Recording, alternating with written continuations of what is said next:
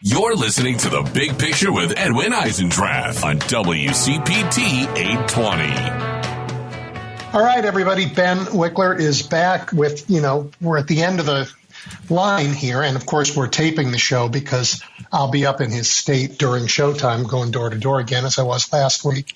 Ben, what can people still do? We have, 2 days. They can work Election Day. What can people do? So the biggest thing that you can do is contact people in your own life who haven't voted yet and just check on whether they have a plan to vote and make sure that they're going to vote for Harris.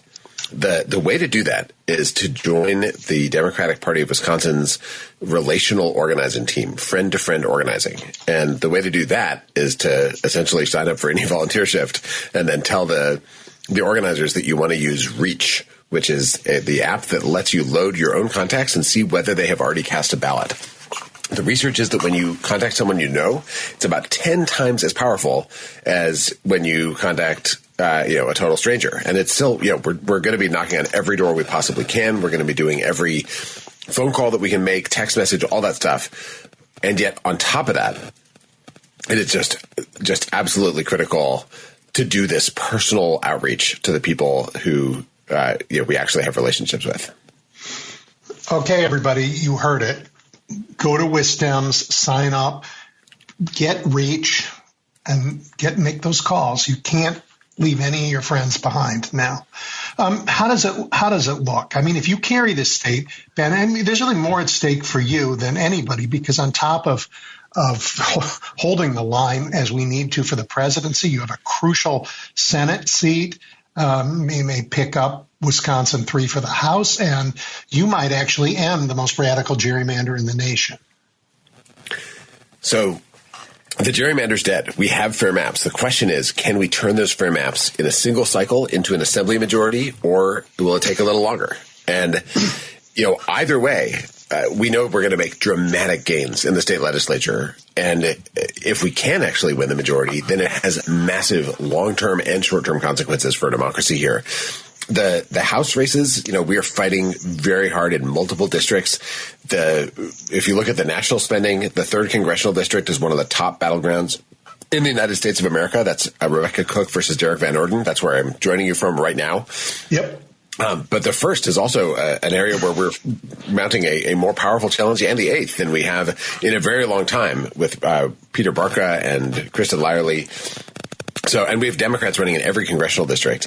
The Senate race is a toss-up now. It had been relatively safe, and then Republicans flooded in money and ran just a hideous, scorched earth campaign, incredibly divisive. That race is now considered a toss-up, and one where in the polling we have a slight edge, but you cannot sleep on it. And then there's the presidential, which is literally tied in Wisconsin in the polls. Now, I will also say that the energy on the ground on our side is phenomenal in a way that makes me think this might not be so tied in the final analysis. I don't see the kind of ground game on the Republican side that we have built on the Democratic side. And if we can turn out, the Republicans talk a lot about turning out low propensity voters. If we turn out the low propensity voters on our side, as well as doing the persuasion with Republicans who are sick of Trump and thinking about finally, casting a ballot to end the Trump era, this could be kind of like 2012, where it looked incredibly close until the actual ballots were counted. So I'm not saying that's going to happen, but I'm saying that we are shooting big here. We're not cutting back. We're not trying to just defend incumbents in a lot of these races. We're going for everything we can possibly fight to win, and it is all hands on deck. Welcome aboard. Let's do this. I didn't see anybody knocking on a door for a Republican when I was out, not anybody. And I was far from alone amongst the Democrats. We kept running into each other out there on in the field. It was, fun for us. And there was nobody on the other side. That is, you're not alone in that experience. That's been the report in every part of Wisconsin. I've been to 32 counties in the last 10 days, or 2 weeks, I should say.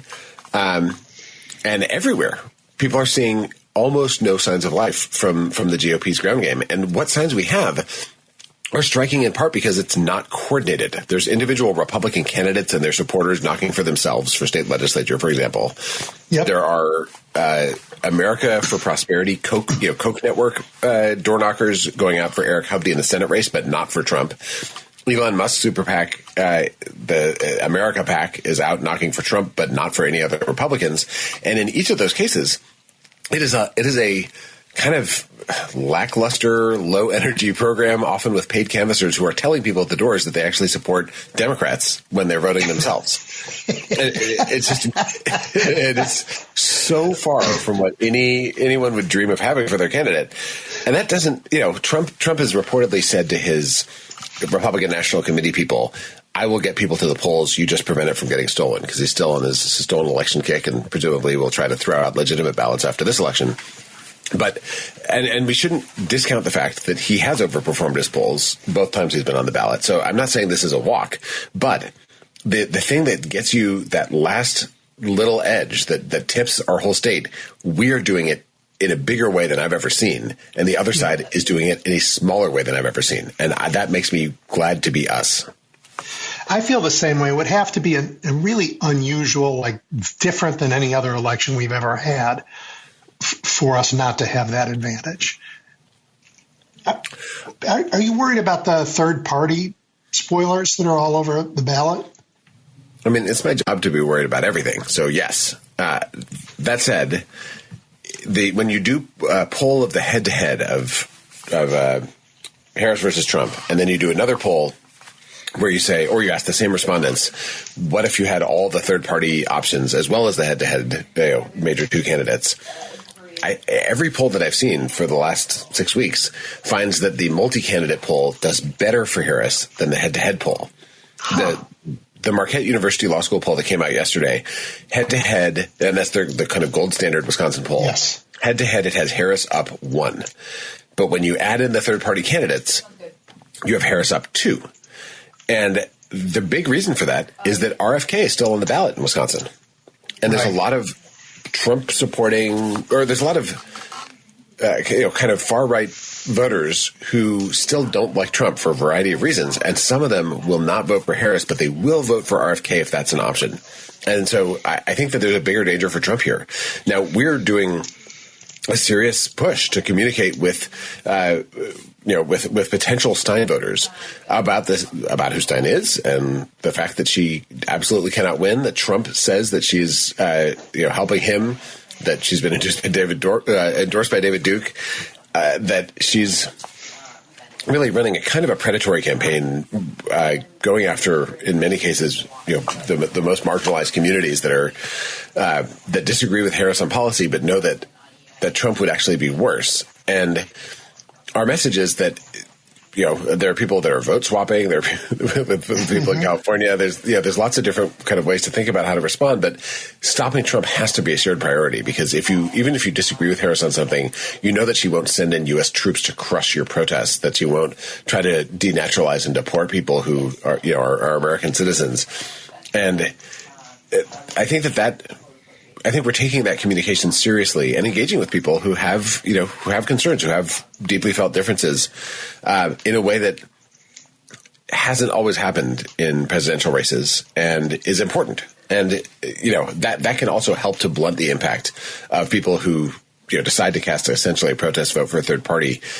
I don't see Trump doing that kind of communication with the RFK protest voters. And a lot of those voters, they know full well that RFK is now endorsed Trump, has been promised a huge amount of power in the Trump administration. They're just trying to protest against Trump, and in many cases don't want him to be the next president. So this is a danger zone for the GOP. Yeah, I just had heard that somebody dropped a whole bunch of money into robocalls for Jill Stein. Yeah, I mean, I'm sure there's going to be a ton of stuff like that. Yeah, there's digital ads. There's all kinds of. I mean, there's a lot of shenanigans happening.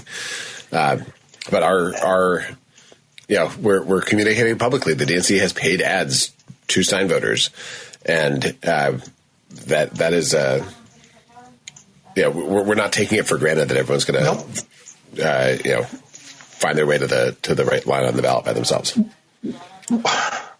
Are you at all worried about election day shenanigans? So the thing that is most important about this election that is kind of not being written about anywhere is that the key to this year happened in 2022. Our whole system of democracy was in peril because the people who wanted to overturn the 2020 election tried to get into positions of power in state Supreme Courts, in the offices of the people who certify the elections, which in Wisconsin is the governor. They tried to move bills through state legislatures to make it easier to subvert elections, to even nullify election results. And in each of the battleground states, the key victories went to people who believe at least in the bedrock principle of democracy. And so in Wisconsin, we reelected Governor Evers. We prevented a Republican supermajority in the state legislature, and we won a majority in our state Supreme Court, which means that whatever shenanigans take place, if we win this election, it stays won. The ultimate decision makers here believe in democracy and think that the voters should choose. Now, the one exception to this is the U.S. Supreme Court. And we saw what happened with Bush versus Gore. And the risk is if it comes down to a single state, and in that single state, there's some kind of legal dispute and it goes to the U.S. Supreme Court, then we could have a real disaster scenario. So the most important, most critical way to prevent the election from being overturned is to win bigger in more states. In Wisconsin, that means winning by more than 1 percentage point, which doesn't sound like a lot until you realize that would put you in a stronger position than in half of two-thirds of the last 6 presidential races here.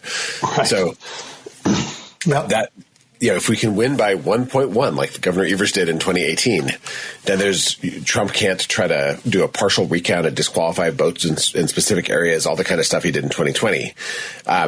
Republicans are already in court. I think they filed 100 different lawsuits already over voting rules, and they're losing over and over. But the key thing is that period, after the ballots are counted, or Trump, if he tries to declare victory preemptively, to make sure that we have enough of a margin that we don't wind up in a situation where the fate of democracy hinges on Trump's handpicked U.S. Supreme Court justices. And who gave him a big victory this week and said you could throw out votes in a state. Exactly. Yeah, and who also said he had total immunity from anything that he does in official capacity. I mean, there's very clearly a risk there, and But at the state level, in each of the battleground states, I have confidence that the will of the voters will prevail. So we just need to make sure there's enough of that will expressed through votes in enough places to prevent a judicial coup.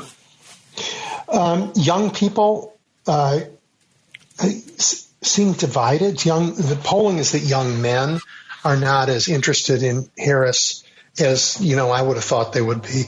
I don't know if I believe that polling. I think that there's a real possibility that there's a bunch of different non-response biases that are not, that things go better with young voters, with voters of color, with a bigger gender gap. All these different things could happen that turn out better than you'd think, better than the polls make you think.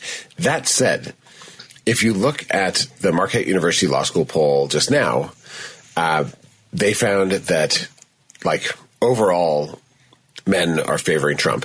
Young men 18 to 29 are favoring Trump by 1 point in Wisconsin. Young women 18 to 29 are favoring Harris by 36 points. So that's a 37-point gender gap among young people. And that's, even with that, you still have Harris up 1 point in the state of Wisconsin. And apart from the politics, boy, I'd hate to be a young person today knowing that young men and young women are sort of more divergent in their views than maybe they've ever been. Yeah, but also, if Trump is only up by 1 point among young men, that means half of young men are supporting Harris. So, half of young men are where 86% of or whatever the math is, the 36-point advantage for Harris among young women. Most young people are in the same place. But there's absolutely the case that the GOP has massively prioritized, kind of going to where young men are. That you can see that in where Trump has been spending his time in the final stretch. There's been a more systematic effort among Republicans to appeal to young men, and I think the thing that's plainly true when you look at the data is that Democratic policies are better for young men and young women and older men and older women. And making that case affirmatively is really critical. I spoke on the White Dudes for Harris call and I have my White Dudes for Harris trucker hat, and I'm a proud White Dude for Harris myself. No longer qualify as young. But I think that making the case on issues that matter directly to people, and by the way, not to a kind of caricatured version of people, but to actually what they are actually concerned about when they think about the election. You have to go where the voters are and meet them where they are across gender, geography, generation, race, ethnicity, religion. Like every community needs to know that they matter to Democrats, and I think that is an enduring takeaway. But I think this election cycle reinforces it yet again. All right, Ben, I know I have to let you go, and I don't want to do that before this election ends without thanking you. The people of Wisconsin, the people of the whole country owe you a great debt for the energy and the intelligence and the leadership skills you have brought to organizing in that state and lessons you've taught organizers across the country. If we win based on turnout, a lot of that sits with you. And I just can't tell you how grateful I am. And on behalf of everybody who's listening, thank you. I really appreciate it. I will accept on behalf of the hundreds of people on our team that are doing amazing work, from our executive director, Cassi Fenili, all the way through our newest hires in the organizing team. People are working their hearts out, and our volunteers, tens of thousands, have knocked on more than 750,000 doors in the last 2 weeks alone in the state of Wisconsin. It is just breathtaking to see what everyone working together has built. And I feel like this effort on the ground is going to lead to a victory in Wisconsin. All right. I'll talk to you on the other side. Sounds good. Thanks so much.